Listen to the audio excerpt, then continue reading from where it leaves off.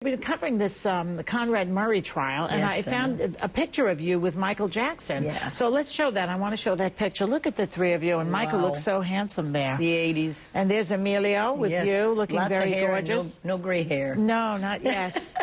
So tell me about your relationship with him. I didn't really know that you were that friendly. Yeah, with him. well, I mean, we weren't close friends by any means, but we had many, many times through the years that we were together. We were label mates. Yeah. First of all, he was a huge influence growing up musically to me. I used to sing Ben on my guitar and One Day in Your Life, which is one of my favorite tunes of all time that he put out.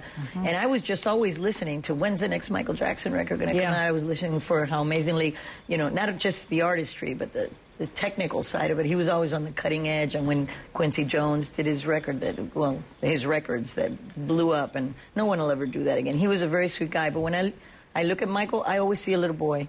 I didn't see a 50-year-old man. Even one-to-one, whenever we were together, he was just fascinated by everything. He never had a childhood, and that really hurt him a lot. Well, I think so too. Well, that's why Neverland was really trying to recreate that, I think. But you know, there was a lot of pressure on him. As you're watching this trial unfold, you see that he says things like, I have to please my fans. I want them to be, I want them to love this show more than any show. Did you feel that kind of pressure too? Of course you do. You do. Anytime you put anything out, you've got your hardcore following. And Michael, I mean, imagine, there's nobody that will ever be as huge as Michael Jackson was. So his pressure is multiplied by anything we can feel.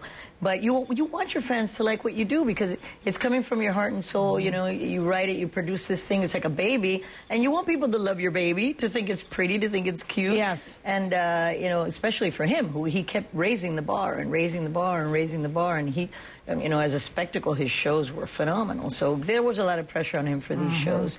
And I hate to say it, but I told my kids I had the feeling that he wasn't going to make it to 50. Really? Yes, always, because I just thought that all that pressure was going to cave in on him, and ultimately that's what happened, I think.